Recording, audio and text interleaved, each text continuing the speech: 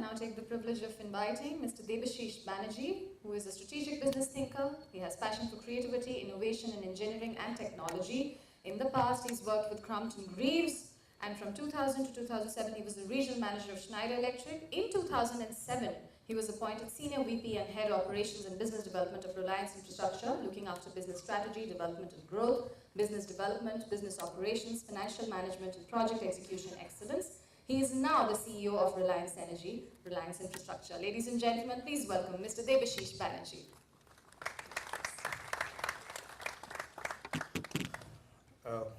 Thank you very much. Very good afternoon, respected Mr. Bhalla, all the respected dignitaries on the dais and an august audience here. As a utility and a distribution company, well, I manage the GTD in Mumbai, that is Generation, Transmission and Distribution. It's always a challenge to talk on smart grid and smart cities, because utilities take a lot of time to change. But then last time when I came here, I think I spoke on DERs, that is distributed energy resources, on prosumers and what would be the role of utility. But then when I went back, I thought that with my experience in my past working with Schneider Electric and Crompton Greaves, where we had talked on automation, what we should do instead of just simply, waiting for things to happen. So what we found out that there are two sides. The main objective of a distribution utility as a B2C is to see that we deliver power to the customer at the best prices, and we give him a very good service. Now, in a place like Mumbai, where there is 24/7 power and the reliability lies in the level of 99.99, infinitesimally small improvements is very difficult. But since we thought that let's talk on something called smart ecosystem. We found out that the mobile, the ubiquitous mobile is very important. The mobility platform is very important. When I head a system, an entire network, I need to know what has happened. I have a SCADA, we have a SCADA room. Then we thought, why not have that SCADA on the mobile? Why not have the SCADA, why not have my generation parameters on my mobile? So what we did is that we put it on the mobile, and this is an experience, I mean to say, I will be sharing with you. And we created a lot of WhatsApp group within ourselves, because we found out what are the things which people use in a social platform. A lot of WhatsApp goes on messaging in social platform.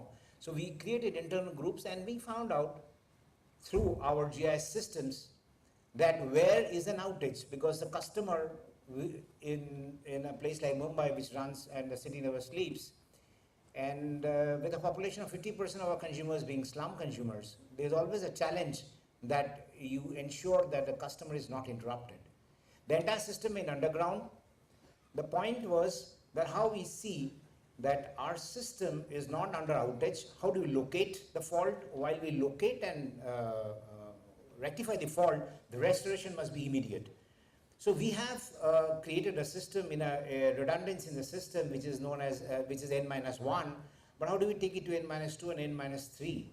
So we thought that we would bring in advanced distribution management system. We have a DMS, we have a SCADA, but at the same time, the integration of both of these are required, so that when we are going forward with rooftop solar, when we are going forward electric vehicles and microgrids, it should all automate and integrate into a system, and by which we will not have to be bothered about the complexity.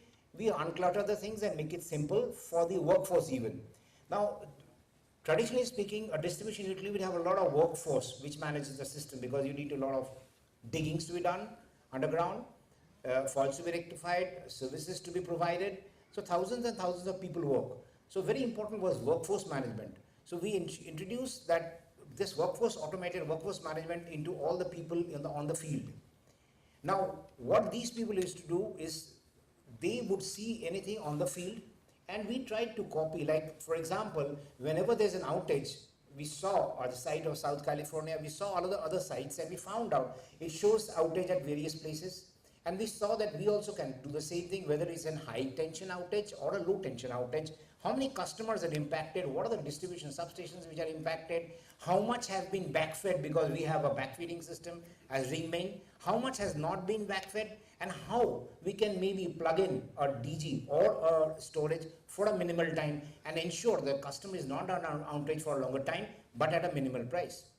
So we introduced that. We also introduced a vehicle tracking system of all the vehicles and the crew which is moving into the field of 400 square kilometers, and saw and found out that whatever was more critical and essential services being impacted at any point of time, the crew locates there. You can book.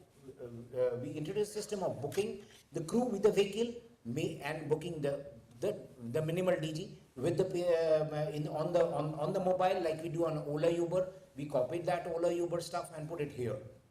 Similarly, we introduced putting a camera in all the places. Like when we are making a receiving station, we find out if the safety of the people are okay, if the safety of the citizens are okay. So we always monitor that, and we have it on a central scheme. Similarly, we found out that when we have to service the consumers should not come to us for anything. With the ease of doing business, electricity has come up on the 26th rank. It's one of the best. Now, how to do it? When the customer needs a connection, when the customer needs a change of name, when the customer needs changes load, when the customer needs to pay, why he has to come and stand in the queue of the utility company? So we obviously adopted all the payment avenues like Paytm, PayU, QR code. You can scan the QR code and you can make the payment.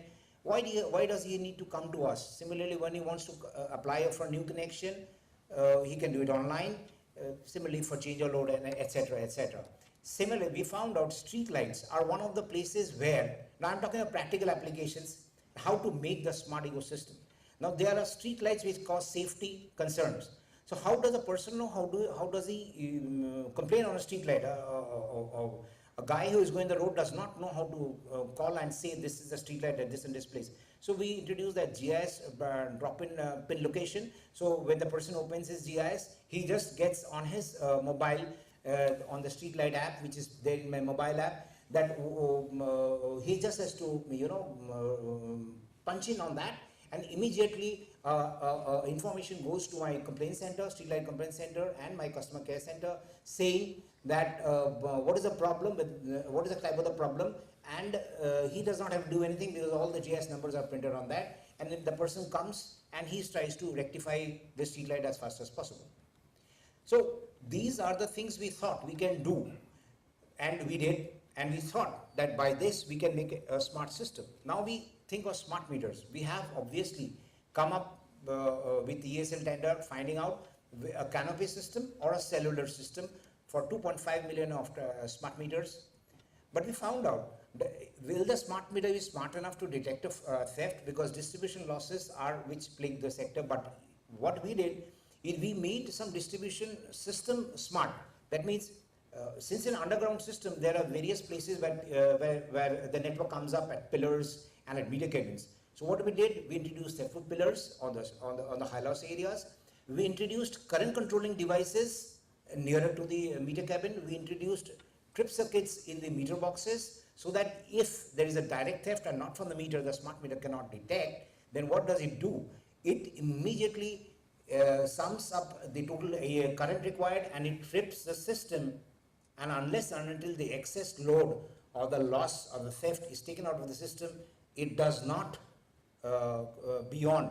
So the local people say that I'm not doing the theft, and what's it? So there's a local ostracization which comes into account, and that's how we have been able to reduce our losses in spite of the slums to about 8%. Now the point is, the more we do this, the more we save money, and as per the regulation, 2/3 of this money which is saved goes back to the customer in efficiency gains. Now similarly, finally we thought that we have a lot of faults which happen in the system, where are HT faults and LT faults. So we thought that we can use data. Now we worked with IBM Watson, and now we are working with ENY and our own team on a Vika platform, and have embraced artificial intelligence. Artificial intelligence is not a big word, it's a buzzword today, but basically it's handling structured data in an algorithmic way on where you have multiple variables answering multiple solutions, that how do I predict my fault? So when we went to do that, we found out that in a utility, the data is not structured. So we made a system of structuring our data, and once you feed structured data in terms of when the fault happened, what was the temperature, what was the joint, and all that, it does predict. We started with a rough prediction of success prediction of is 50%, 50%, slowly has come to 70% and 80%. So we can predict our HT faults. If I can predict my HT fault, I can change I can do something by diverting the network onto the system. That means by an automated DMS system, I can divert the network. In the meantime, I can see that I can replace that before that fault occurs, so that my cost goes down, my O&M cost goes down. When my O&M cost goes down, my customer tariff goes down. And by that, I am creating a customer delight. So we started with HT, we are also doing LT. So we have found pretty good results, and we have found that the data which is available or the grassroots level should be improved and structured. So we have embraced artificial intelligence in that level of predictive fault analysis, because we found out that now preventive is not enough. You have to predict to save cost, to save customers from outage, and give the delight to the customer. In all our things like that, we also have introduced electric vehicles in our own system. We have adopted electric vehicles other than electric vehicle charging systems, because we have a lot of fleet, two-wheelers and four-wheelers. And let me tell you, we found out the cost of maintenance of such a EV is 1/5 or 1/6 the cost of a conventional internal combustion ICE vehicle. So by that, yes, there is a resistance from the workforce, but then we talk to them and we do it. And we find out that when India as such is losing or paying so much on the import bills of oil, and the dollar, when the crude oil prices do a huge fluctuation, the market fluctuates, we have a fiscal deficit.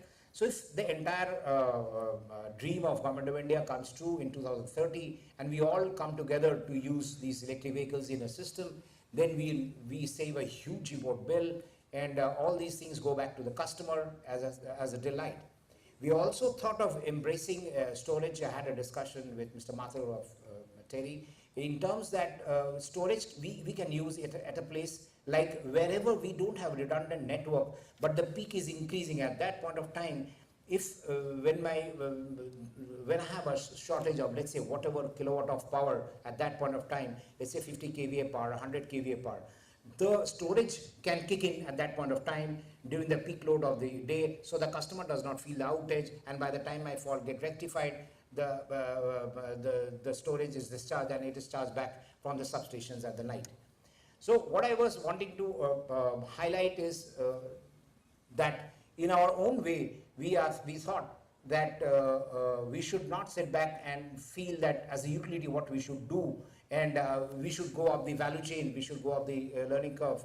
And at that point of time, we also would request the regulator and other people to understand that whenever such new revenues of EV and EVCS come up, the utility should be provided, the distribution utility should be provided a revenue model, because when we are maintaining the network and whenever people are drawing power from us in terms of, or feeding power to us in terms of solar rooftop, or drawing power in terms of EVs, we should at least get the basics cost recovered, so that the maintenance of the network for this green ecosystem of DRs and EVs are done on an optimized way, and neither the utility bleeds and neither the customer bleeds.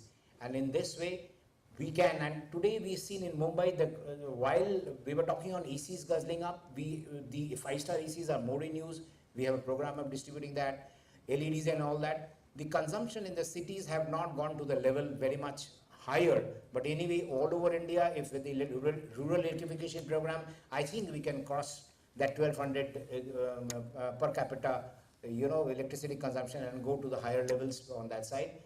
And I think with this, I would end my speech here with a great thank you to ISGF for bringing me here, and I hope that next time I can come back to you with a little more innovations and creativity. Thank you very much.